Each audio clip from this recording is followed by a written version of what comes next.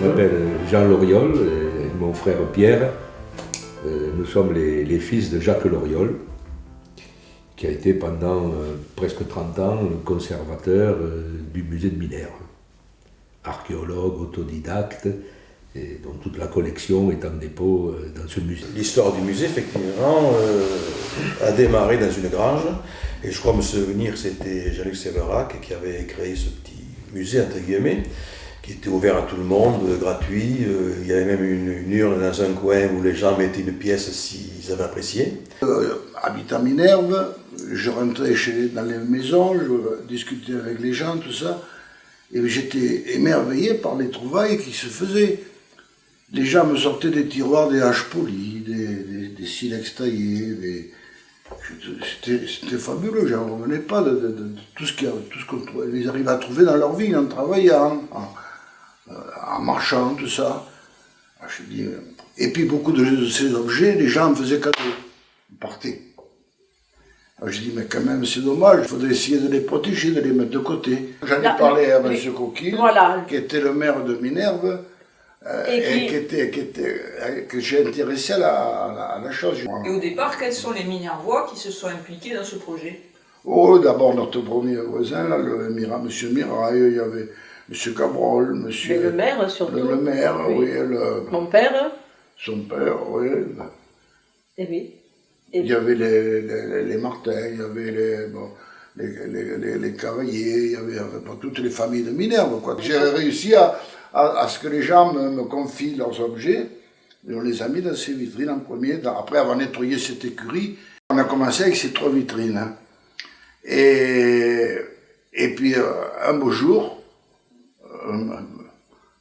Monsieur Loriol est arrivé. Monsieur Séverac était venu à Bise, là, demander à mon père, parler de, je pense, hein, de la création de musées, de s'en occuper, etc. On est devenus très amis et on peut dire que tout est parti de là. On a commencé déjà à faire des travaux, des recherches dans les grottes, tout ça. Et c'est extraordinaire. Dans peu de temps, les trouvailles qu'on a fait. Les gens se sont intéressés à la préhistoire un petit peu, et certains qui avaient trouvé des objets dans leur vigne en travaillant leur terre, les ont donnés au musée. C'est le cas de Peyras, je crois, le voisin là. Donc ils ont participé à la manière, ils ont donné des pièces, ils ont fait attention, ils étaient plus attentifs ensuite quand ils voyaient quelque chose qui leur paraissait bizarre, ils le montraient à notre père. Les 3 vitrines de là, c'était plus possible. Dans la rue des Martyrs, on avait une maison qu'on nous avait cédée, où on entassait. Et on a dit, il fallait faire quelque chose. C'est là qu'on a créé ce syndicat d'initiative. Parce qu'il fallait, avant de faire le musée, il fallait créer quelque chose qui aurait aidé le musée, justement. Et le syndicat d'initiative est né. Au mois de janvier 1963.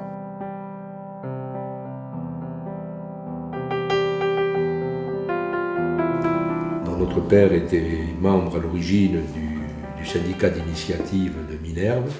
Il y avait un ensemble de personnes au sein de ce syndicat d'initiative. Le maire, bien sûr, son adjoint, notre père, et puis des élus, le maire d'Agel, je me souviens, d'autres communes, qui étaété tous regroupés pour promouvoir Minerve. Il fallait trouver une présidente. Moi, j'ai été président pendant un petit peu de temps, mais enfin, moi, comme je vous ai dit tout à l'heure, j'étais pas très fait pour des choses comme ça. Et c'est pour ça que M. Loriol, le travail de M. Loriol a été très important. Mais on était une petite équipe. Il y avait Hubert de Rouanet, il y avait... il y avait... Et puis... il y avait une entente surtout entre eux. Et ce jeune qui nous avait aidés, un jeune vendangeur qui nous avait aidés à nettoyer l'écurie. Pierre Lacour de Narbonne. Pour revenir au syndicat d'initiative qui est à l'origine de la création de ce musée, il y avait donc d'autres personnalités qui étaient des élus de la région, qui avaient leurs entrées auprès de la sous-préfecture en particulier. Et il y avait un député de l'Hérault qui s'appelait Raoul Bayou. Donc voilà, tous ces gens-là, chacun dans son rôle, hein. Notre père faisait de l'archéologie et d'autres allaient voir le préfet et allaient voir le président Racine de la mission d'aménagement du littoral. Et donc ce musée, ces créations ont bénéficié des financements très larges du Conseil général à l'époque et de l'État à travers la mission. Donc il y a eu une mobilisation, si vous voulez, d'archéologues, mais aussi d'hommes politiques, de passionnés, tous passionnés par Minerve. Il y avait des gens comme Paul Ambert, par exemple, qui a fait un travail formidable avec nous et qui nous a aidés beaucoup, qui était au CNRS, qui était un jeune archéologue à ce moment-là, qui était spécialiste de l'âge du bronze. Nous sommes allés, notre groupe, en Dordogne, à Lascaux, tout ça. On a fait une étude sur le silex taillé, tout ça.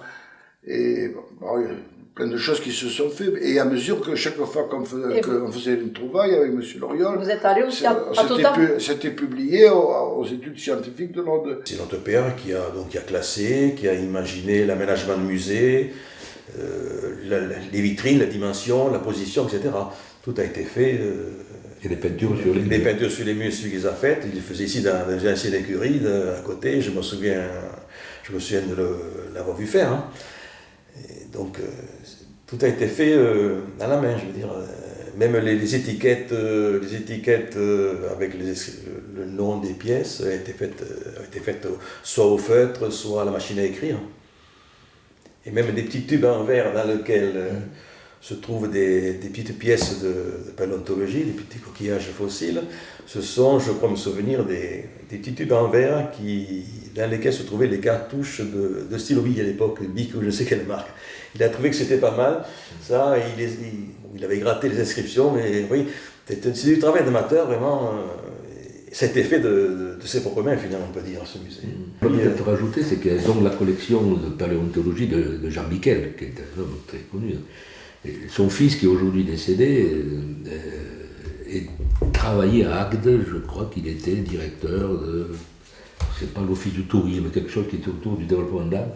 Et je pense que par ses contacts, il a été amené, lui aussi, à mettre à la disposition du musée la collection de paléontologie, de fossiles donc de son père. J'évoquais tout à l'heure la vocation pédagogique de ce musée. C'est très clairement, c'était ça la motivation. Hein. Oui. Au-delà du plaisir de faire de la recherche, de fouiller, de découvrir, de publier, il y avait le souci de mettre à la disposition du plus grand nombre ces pièces pour une fonction d'éducation, pédagogie. Et d'ailleurs, si vous regardez bien le musée, même s'il y a eu quelques évolutions qui ont perturbé les choses, il est conçu de manière très didactique. Il était là pour enseigner, j'allais dire, à ceux qui venaient, donc comment les temps s'étaient écoulés, comment l'humain avait évolué pendant ces périodes. Notre père a été conservateur jusqu'en 90 ou 91, où il a démissionné. On a la lettre d'ailleurs de démission, parce que c'est pour une question d'âge. Donc oui. Il a été pratiquement pendant 30 ans, depuis l'origine. Il était conservateur bénévole, ça veut dire qu'il y passait, comme tu le disais, Pierre, tous les dimanches, tous les week-ends. Voilà. Tous les week-ends, on était à Minerve. Après, il devait y avoir quelqu'un qui... Et puis, il y avait Madame Caffort qui s'occupait de la billetterie, une dame qui était là bénévolement. Il y avait que des bénévoles, de toute manière. Oui. Personne ne touchait un centime grâce au musée. Donc, cette dame qui était bénévole, qui vendait des billets, et le livre sur Minerve qui avait été écrit par mon père et édité par le syndicat d'initiative. Ce musée, effectivement, on pourrait le faire évoluer, et justement, en attirant des étudiants en préhistoire ou autres, qui pourraient faire des fouilles à Minerve, parce que la région de Minerve a été très peu fouillée, finalement. Je pense que c'est une aventure humaine liée par la passion pour Minerve et le Minervois.